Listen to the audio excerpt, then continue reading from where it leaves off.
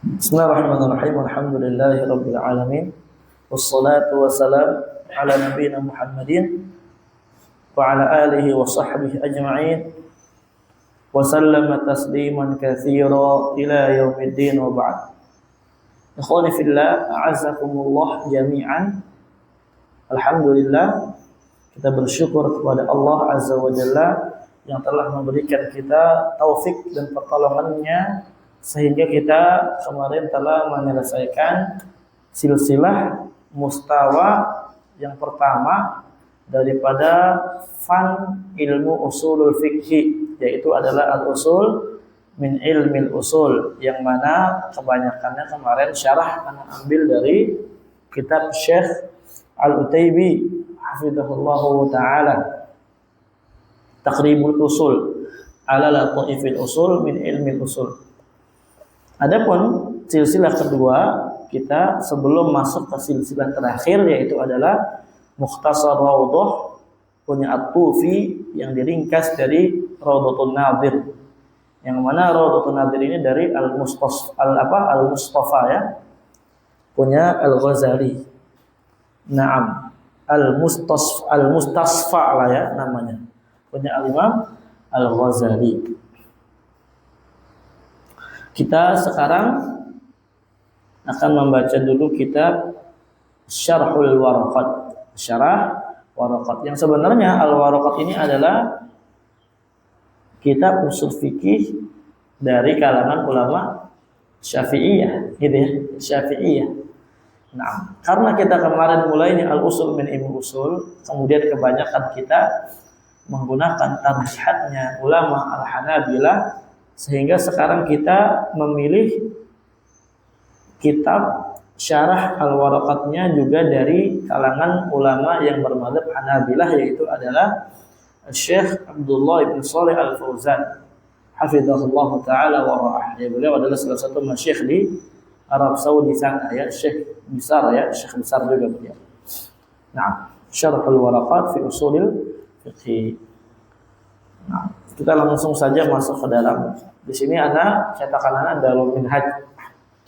Beda sama antum itu cetakan lokal ya. Maktabah Al-Wadi. Labas insyaallah.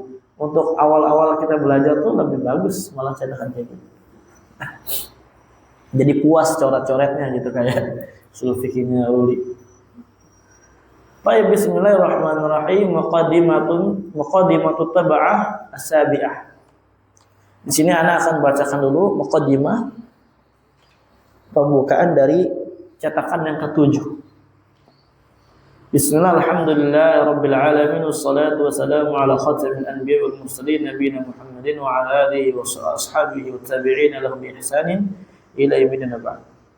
Amma ba'du, fa hadhihi tab'atun jadidatun li kitabi Syarhil Waraqat. Maka ini adalah cetakan terbaru untuk kitab saya, yaitu Syarah Waraqat. Wa qad qara'tul kitab, dan sungguh saya telah membaca ulang kitabnya. Wa zidtu alaihi ba'dal fawaidi wa ta'liqat, dan saya tambahkan atas syarah ini sebagian dari faedah-faedah dan catatan kaki yang beliau kira itu penting. Semua kemudian ya alasan beliau mencetak ulang kitab ini, Inni tala'atu ala matnil waraqat bi tahqiq Dr. Haif An-Nabhan. Saya juga telah meneliti matan waraqat yang ditahqiq oleh Dr. Haif An-Nabhan. Nah, jadi namanya matan itu ikhwan, turas gitu ya. Jadi peninggalan para ulama salaf udah lama. Ulama terdahulu artinya itu biasanya nuskhanya apa? Orang beda-beda di dalam mentahqiq. Dan nuskhanya biasanya banyak. Ada nuskh satu di sini, ada nuskh lain di situ. Sehingga apa? Ketika A mentahqiq, B mentahqiq, C mentahqiq, itu matanya jadi hasilnya beda. Makanya banyak cetakan matan beda-beda ya kan? Iya. Kadang tahqiqannya itu nuskhanya beda. Bahkan dari nuskh yang sama pun ya, atau karena nggak kelihatan bagaimana kan tulisannya kan kayak Sanskerta zaman dulu kan, bagaimana khotnya. Maka beliau meneliti membaca daripada matan waraqat yang ditahqiq oleh Dr. Haif. Faqarantuhu bil matnil musbati fi hadha syar'i. Kemudian saya padukan, saya sandingkan matan yang ditahqiq oleh Dr. Haif dengan matan yang tertera di kitab ini, di syarah ini. Fa aslahtu ma yahtaju ila islahin, maka saya rapihkan yang sekiranya butuh dirapihkan.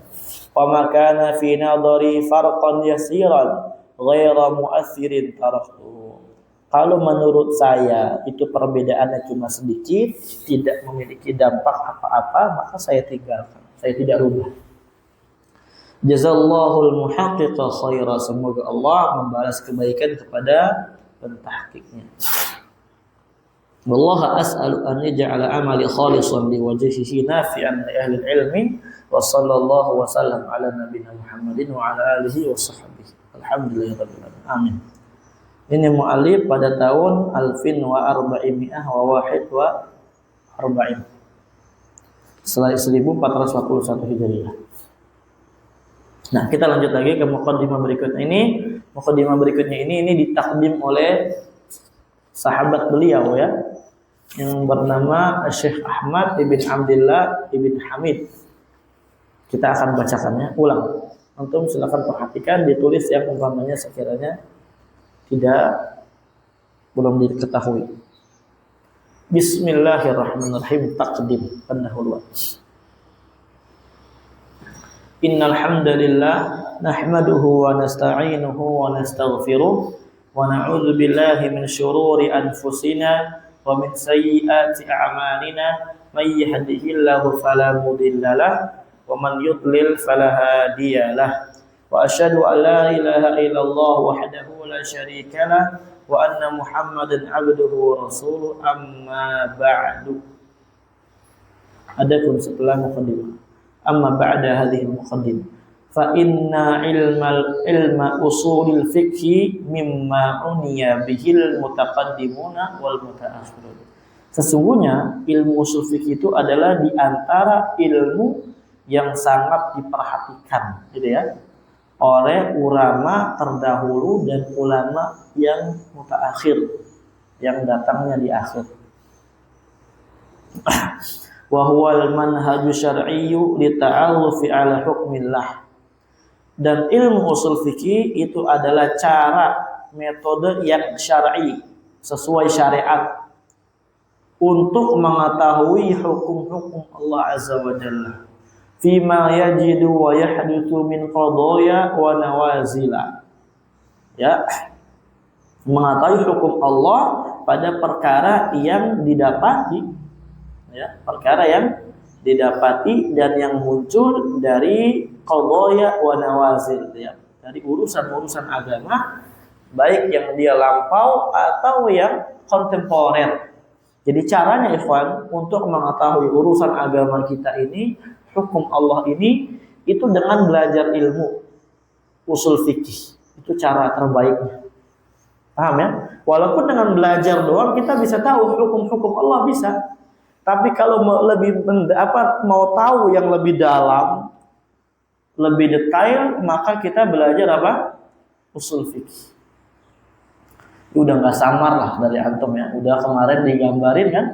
Nah, kita belajar usul bagaimana pentingnya khos dan am gitu kan. Mutlak muqayyad, bagaimana kalau umpamanya ta'arud baina dalilain.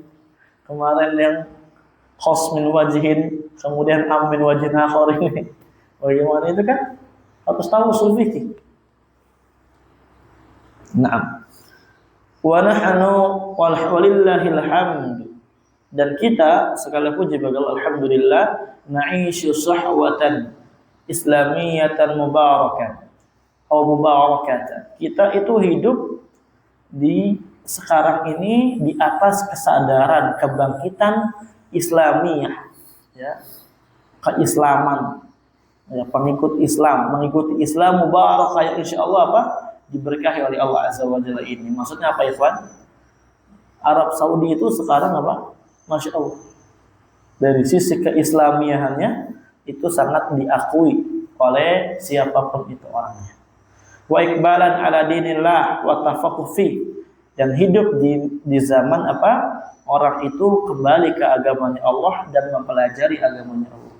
Sahwatan ma kunna na'huduha fi sanawatin khalat, di mana kita hidup di suatu kebangkitan kesadaran yang mana sebelumnya kita tidak pernah saksikan di tahun-tahun yang pernah kita lewati, yang sudah lampau. Iya betul ikhwan.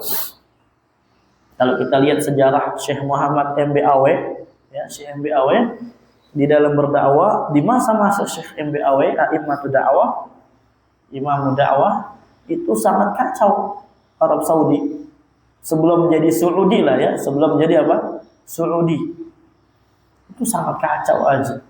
Banyak sekali kuburan-kuburan yang diwali-walikan. Ya, kuburan yang didewa-dewakan, dibangun kubah. Itu dihancurkan baru apa? Ketika dakwahnya MBAW, nah sebab dakwah MBAW itu muncul.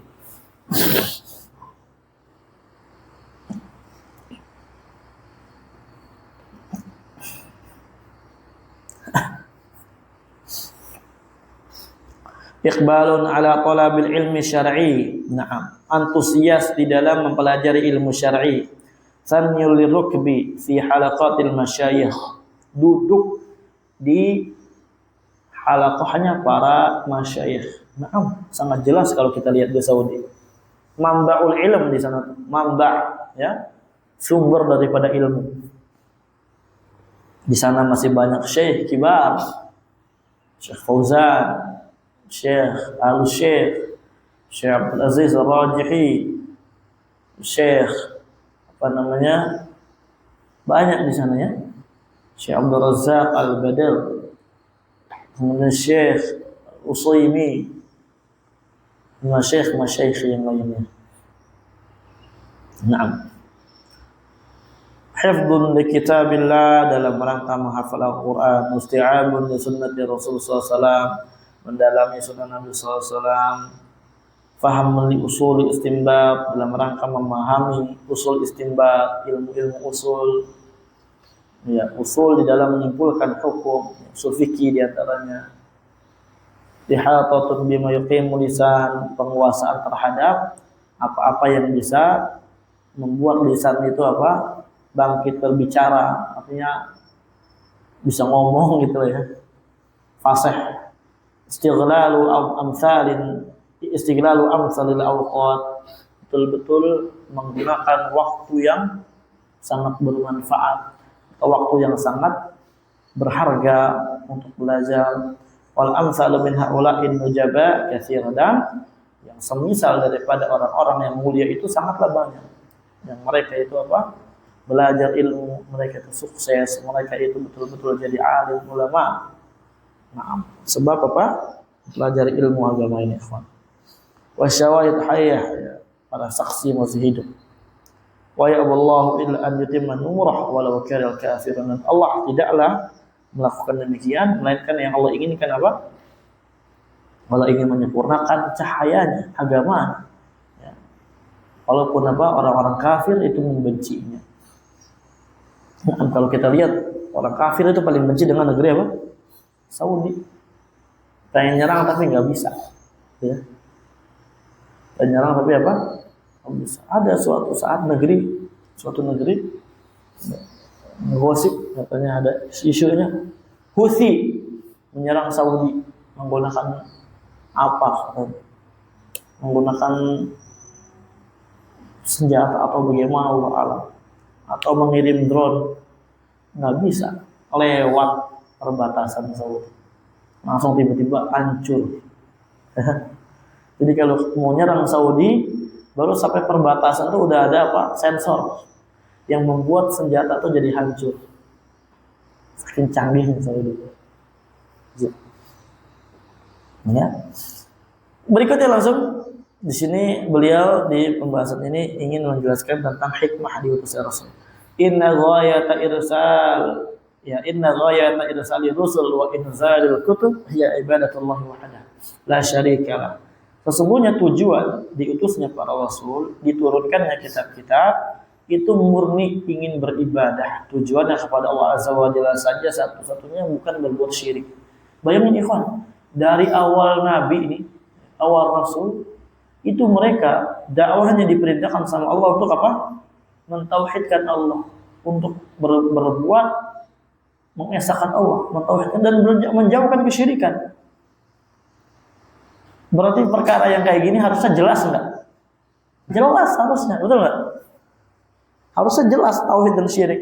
Orang dakwahnya para nabi, para rasul enggak berubah-ubah dari dulu. Ya. Paham enggak tuh kemana arahnya? Itu. Makanya kata Mas Syekh gitu apa? Ketika perkara-perkara pembahasan apakah ada orang jahil dikasih udzur, dirinci sama mereka. Jahilnya gimana dulu? Apa jahil yang bisa diangkat atau tidak? Kalau jahil ya yang nggak bisa diangkat, udzur. Seperti contohnya apa? Nggak ada yang ngajarin dia, dia hidup di apa? Misah dari negeri mana gitu, pelosok, ujung apa namanya, ujung dunia. Nggak ada ilmu di sana. Adapun kalau umpamanya kejahilan yang bisa diangkat, jelas nggak ada udzur. Karena udah jelas perkaranya, ya. Semua orang yang hidup di tengah-tengah kaum muslimin jelas. Terus kalau yang belum jelas, tafrid berarti dia. Tafrid itu apa? Apa tafrid artinya? Hah? Melalaikan, bermudah-mudahan, tidak apa namanya? Tidak menunaikan hak Allah untuk belajar segala macam. Itu juga bukan, kalau tafrid bukan udzur, memang dia nggak mau, itu namanya i'rad nanti masuk. Dia apa namanya, menjauhi agama Allah. Nah,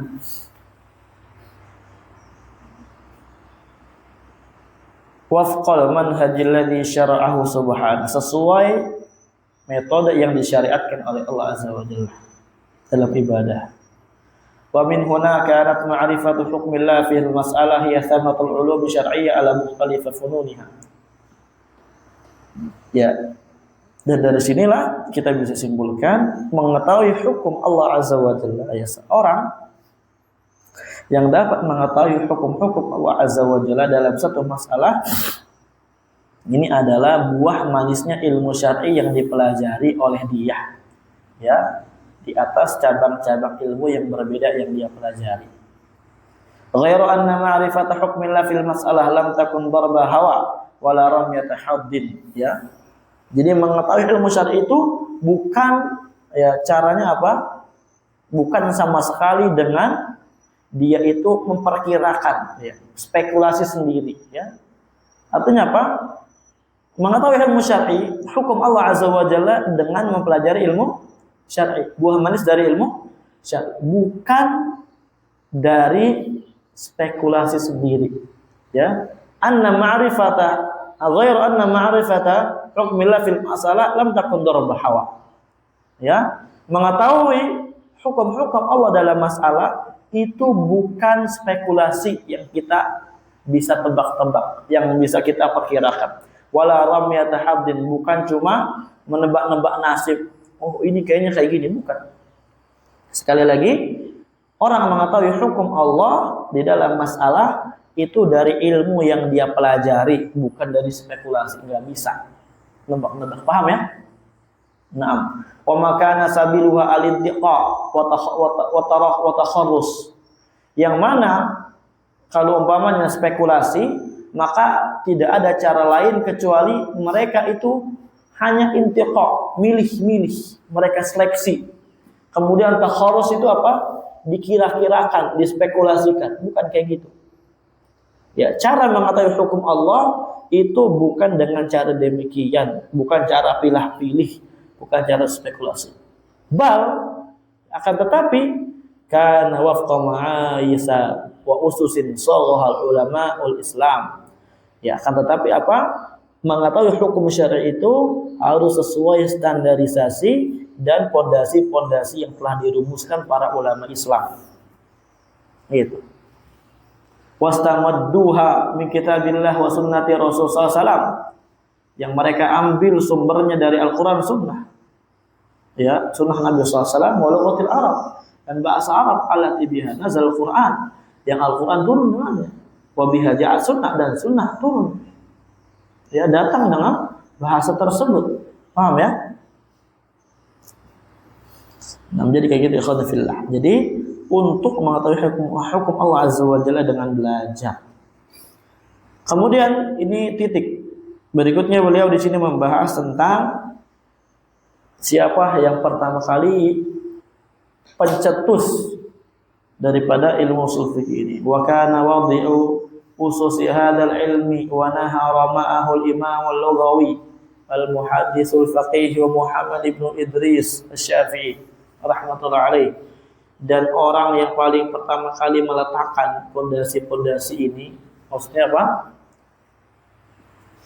Pencetus pondasi ilmu usul fikih ini, dan yang paling pertama mengalirkan air yang deras dari sumbernya, tentunya membuka jalan, gitu loh ya, membuka jalan daripada tujuan yang ada, yaitu adalah al-imam al-lughawi al-muhaddits al-faqih, masya Allah ya, yaitu Muhammad bin Idris Asy-Syafi'i rahmatullah alaih, meninggal tahun 204. Tsumma tataba'al ulama'u bihadhi ba'dah. Kemudian ulama itu mengikuti Imam Syafi'i, na'am, setelah meninggalnya Imam Syafi'i. Jadi tataba', diikuti, kemudian estafet mempelajari atau menyusun ilmu ushul fikih ini oleh para ulama yang datang setelah Imam Syafi'i. Kullun yadli atau yudli bidal fi hadzal fan. Setiap ulama yang datang setelah Imam Syafi'i itu pasti mengambil sumbernya dari Imam Syafi'i, mengambil rujukan asalnya dari apa? Kitab Ar-Risalah yang ditulis oleh Al-Imam Asy-Syafi'i. Kalau ini kan ini secara istilah bahasa aja kan ya. Setiap orang ya mengambil air dari ember yang sudah ada isinya. Itu sumber asalnya apa? Udah disediakan ember yang isi air, diambil air dari situ. Artinya udah disediakan sebelumnya, pola-polanya, ulama setelahnya tinggal mengikuti. Fawwabul abwab, makanya ulama setelahnya Pak membuat bab-bab yang ada. Dulu karena di masa Imam Syafi'i itu ya tidak murni usul fikih semua. Paham ya? Tidak murni usul fikih semua di bab-bab yang rapi sebagaimana yang kita tahu sekarang khos. Warattabul fusul, mereka menyusun fasal yang ada. Wa hadzabul masail, mereka rapihkan sedemikian rupanya, serapih mungkin, setertib mungkin, sejelas mungkin ya masail yang ada. Wa dhabatu ta'arif, mereka menetapkan definisi-definisi pada setiap bab dan fasal yang ada. Nah, tolong panggil Jamun. Kita lanjut ya. Dhabatu ta'arif ya, tadi tahdhib itu ya dia merapikan, membersihkan, tidak harus dimasukkan kemudian ditertibkan. Pokoknya dengan bentuk yang paling afdol, yang lebih mudah untuk dipahami. Wa min haula'il a'lamil imam al-jalil Abul Ma'ali Abdul Malik Ibnu Abdullah Ibni Yusuf al-Juwaini, dan di antara ulama yang alim, ulama dunia yang mereka menyusun daripada bab-bab usul fikih.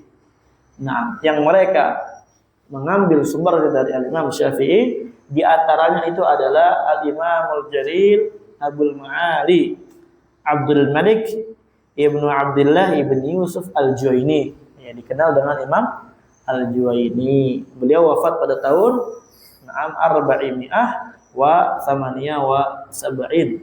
478 Hijriah, rahimahullah rahmatan wasi'ah. Nah, fa'alafa usulul fikhi matnul waraqat, maka beliau menulis pada kitab usul fikih sebuah matan yang diberi nama dengan al-waraqat. wa huwa risalatun mukhtasaratun tu'tabaru bidayatan liman yatlubul ilma. Maka ini adalah risalah yang singkat yang diakui ya, masih dalam lingkupan pemula bagi orang yang belajar ilmu usul fikih. Jadi jangan pede dulu Ikhwan, ana udah warokot nih bro ya. Usul fikih juga usul kemarin masih kopong boncos kadang-kadang kan.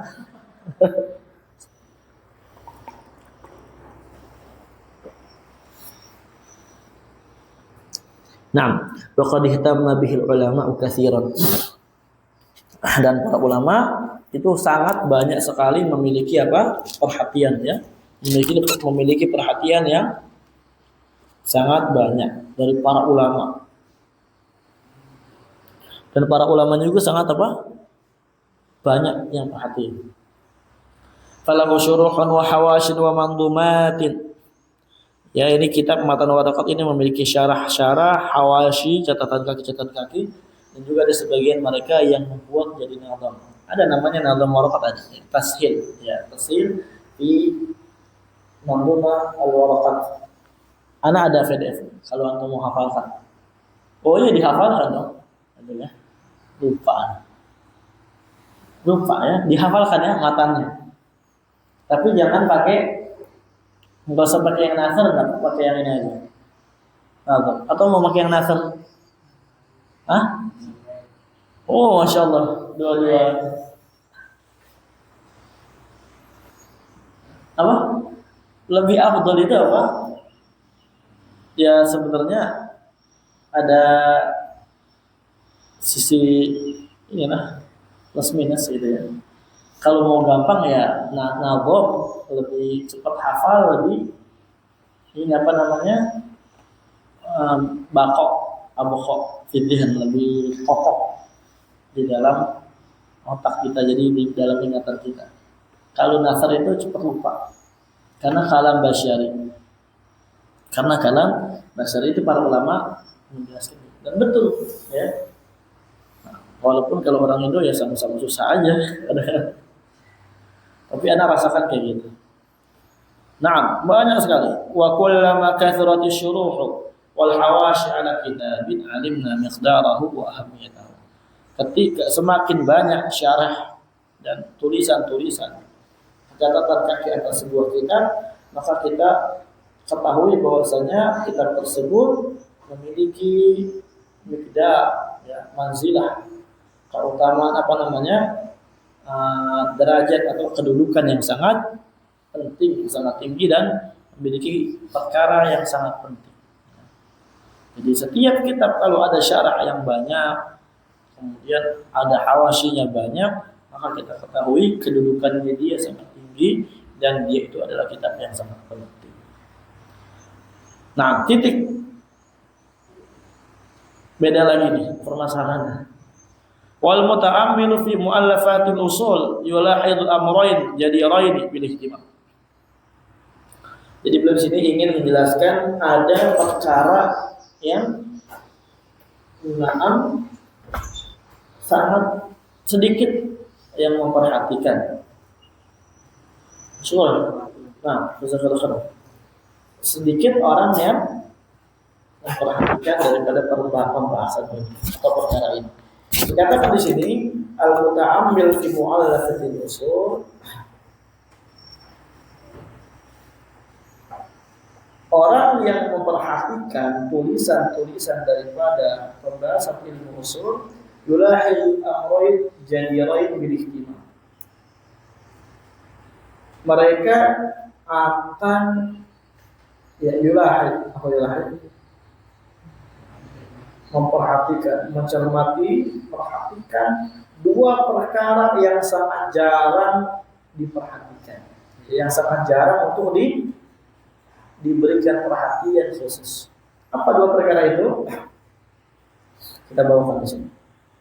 Al-amrul awal, perkara pertama, anna ilmal usul ikhtalaqa bi manhajil mutakallimina wa arahim. Ini jarang, ya.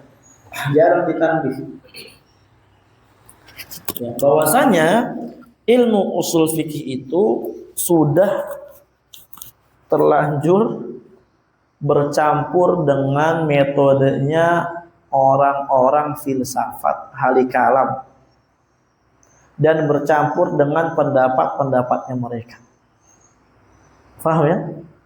Makanya kan ilmu usul ini kan harus betul-betul muter otak ya. Otak kita yang darinya kayak gini bisa terbalik. Ini kalau mati bilang ya. Kalau ininya mati bilang. Bal lahiqahu syai'un min mantiqil Yunani. Bahkan apa? Sebagiannya telah mengikuti kepada ilmu usul fikih ini sedikit daripada ilmu mantik yang berasal dari Yunani, filsafat Yunani, ya, dimasukkan ke ilmu usul fikih. Wa hadza wadihun fi kitabil Burhan, dan ini sangat jelas perkara ini kalau kita membaca kitab Al-Burhan li Abil Ma'ali Al-Juwayni. Punya Abul Ma'ali Al-Juwayni siapa ini? Sahibul Waraqat. Kemudian wal Mustasfa. Naam, li Abi Hamid Al-Ghazali, punya Imam Ghazali. Ini meninggal pada tahun 505 setelah apa? Di zaman setelah Al-Imam Juwayni. Wa ba'du man jaa min ba'dihim, dan juga orang yang datang setelah mereka itu juga mencampurkan ilmu filsafat ke dalam ilmu usul fikih. Nah, wal Ghazali ba'da an adraka bi nafsi wuqu'ahu fi hadzal manhaj. Dan Imam Ghazali setelah tahu bahwasanya dirinya itu terjatuh pada metode ini, manhaj ini, yaitu adalah khaltu ilmi usulil bil kalam, mencampurkan ilmu usul fikih dengan ilmu kalam. I'tadara, beliau meminta maaf, meminta udzur. Kenapa? Bi annal fatam anil ma'luf syadidun, karena untuk merubah kebiasaan yang telah ya menjadi rutinitas ya, ma'luf itu yang udah terbentuk. Fitam itu ya, kita mencoba merubah perkara yang udah terlanjur kebentuk, udah terlanjur menjadi kebiasaan, itu syadid, itu perkara yang sangat sulit untuk cepat merubahnya. Jadi ya kayak gitu jadinya. Paham ya? Nah, kita dapati ya, sebagian ulama-ulama yang dia tobat daripada akidah-akidah yang sebelumnya sesat, ketika menulis kitab akidah Ahlussunnah, ya, akidah-akidah yang benar terkadang masih apa? Terbawa dari metode-metode sebelumnya, karena ya memang mungkin nggak sengaja atau bagaimana gitu ya. Nah, wa hakada sara ilmul usul musqalan bi ara'il mutakallimina wa turuqihim mimma asara fi sayrihi, dan demikianlah berjalannya ilmu usul fikih dipenuhi dengan pendapat-pendapat ahli kalam dan metode-metode mereka. Mimma asara fi sayrihi, yang ini memiliki dampak besar ya, pengaruh buruk lah ya di dalam berjalannya usul fikih ini, berkembangnya ilmu usul fikih ini. Falam yuaddi daurahu al-marju minhu, maka tidak menjalankan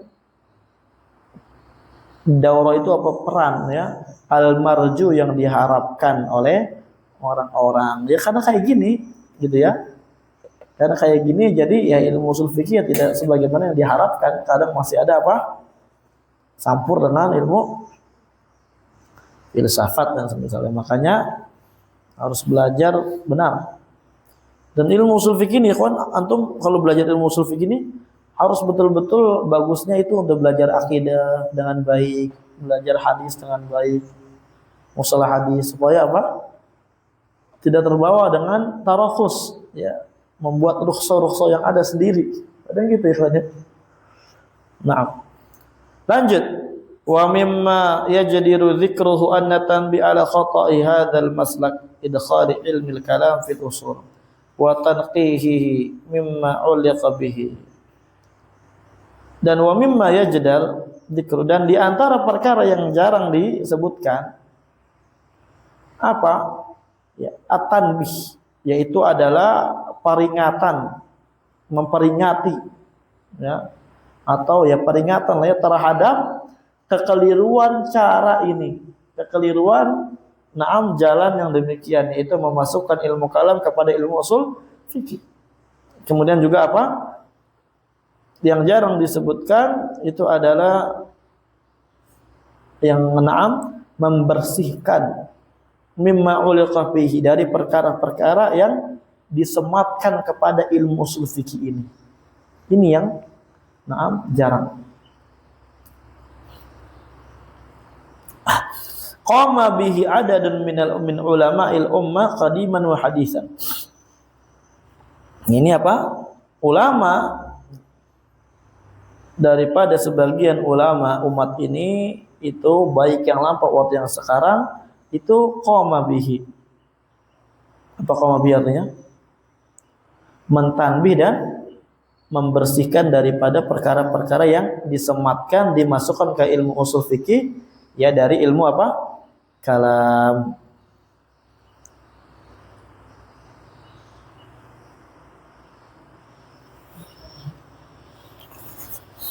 Nah, wa kana minhum al-Imamul Jalil Abu Hamid al-Isfirayni. Maksudnya apa ikhwan dari kalimat ini? Nah, terkadang para penulis itu jarang menyebutkan daripada apa? Di sana ada ulama yang mentanbih. Ada ulama yang betul-betul membersihkan daripada tercampurnya ilmu kalam dengan ilmu usul. Di sana ada sebagian ulama yang betul-betul dia qama bihi. Tugasnya dia mengerjakan ini. Mengerjakan apa? Ya, apa? Mentanbih akan rusaknya ilmu usul fikih kalau dicampurkan dengan ilmu kalam, kemudian dibersihkan oleh pada mereka. Dan di antara yang melakukannya itu adalah Al-Imamul Jalil Abu Hamid Al-Isfirayni, atau gitu ya. Wallahu alam cara bacanya bagaimana ini. Ini bi kasril hamzah wa sukunis sin al-muhalla wa fathal fa. Oh, ya, berarti cara bacanya Al-Isfirayni, ya, Al-Isfirayni. Naam. Yang meninggal pada tahun 405. Berarti beliau datang ini sebelum meninggalnya, ya beliau meninggal sebelum meninggalnya Al-Imam Al-Ghazali. Wal Imam An-Nadhar Abu Ishaq Asy-Syirazi meninggal pada tahun 476 setelah Abu Hamid. Kemudian ja'a ba'dahu Syekhul Islam Ibnu Taimiyah, ini sangat keras ya beliau. Kemudian sang gencar adalah Syekhul Islam Ibnu Taimiyah. Ya, mengeluarkan ilmu mantik kalam daripada ilmu usul fikih, ditanbih bahayanya ilmu apa? Kalam. Ini jarang disebutkan semua orang. Ya, jarang disebutkan. Nah, bahkan Syekhul Islam juga punya kitab mantik itu sendiri. Ya, Syekhul Islam menulis kitab apa? Mantik, kalau kita lihat dalam kitab Majmu' Al-Fatawa. Kemudian tilmidhu Ibnu Qayyim, jelas Ibnu Qayyim itu sangat mengikuti Syekhul Islam jejaknya. Wa Abu Ishaq Asy-Syatibi, Muhammad Al-Amin Asy-Shinqiti. Nah, ini ya ulama yang terakhir hidup di abad-abad akhir ini adalah Al-Imam Syekh Al-Alamah Muhammad Al-Amin Asy-Shinqiti. Beliau adalah penulis kitab Mudzakkirah fi Ushulul Fiqh. Ya, beliau punya kitab namanya Al-Asbah wan Nadhar. Al-Asbah wan Nadhair kalau nggak salah ya. Itu kitab yang sangat besar, berat, memberantas dan membantah tentang batilnya ilmu kalam, ilmu filsafat yang dimasukkan ke dalam ilmu apa? Usul fikih. Nah, maka beliau juga adalah orang yang keras, yang tegas di dalam membantah adanya apa? Majaz di dalam Al-Qur'anul Karim. Di dalam kitab itu juga disebutkan al-asbah wa nadhair, kalau judul. Anda belum pernah baca. Wa ghairuhum minal a'immah rahimahullahu jami', dan selain mereka daripada imam-imam rahimahullahu jami'. Ya, ana tahunya al-asbah nadhair dari guru ana, dari Syekhuna hafizahullah taala. Ini perkara pertama yang jarang perhatikan. Perkara kedua, al-amru tsani, anna muallafati ilmi al-usul ihtammat bil janib an-nadhari duna tatbiqi fil ghalib. Bahwasanya tulisan-tulisan yang membahas tentang ilmu usul fikih itu kebanyakannya, ya fil ghalib kebanyakannya itu hanya memperhatikan teori saja tanpa praktek. Di mana maknanya apa? Annahum yahtammuna bi takhriril qaidah al-usuliyah wa daf'il i'tiradat al-waridah 'alaiha. Maknanya apa? Mereka lebih mementingkan menetapkan kaidah usuliyah, bagaimana supaya ini kaidah tetap berlaku, baku, dan juga bagaimana caranya tidak ada yang membantah, tidak ada yang nakat bahasa Indonesianya, mengkritik, ya. Tidak ada kritikan-kritikan yang datang terhadap kaidah yang telah ditetapkan mereka. Itu kebanyakannya. Dunal ihtimami bil amsalah. Dunal ihtimami bil amsilati allati tuwaddihul qaidata. Tanpa mementingkan contoh-contoh yang sebenarnya contoh ini perannya sangat penting, yaitu apa? Menjelaskan kaidah itu sendiri. Wa tubayyin kayfiyat istikhdamiha, menjelaskan bagaimana cara mentatbik menggunakan kaidah itu. Bihaitsu tartabitul qaidatul usuliyah bi nusus syari' irtibatan qawiyan, di mana apa? Dijelaskan bahwasanya kaidah usuliyah ini memiliki ikatan yang sangat kuat, yang sangat erat dengan nas syar'i. Artinya kita setelah menyebutkan kaidah al-amr bil wujub, sebutkan juga dalilnya mana. Waqimus shalah, misalkan gitu. Ini kan amr bil wujub kayak gitu.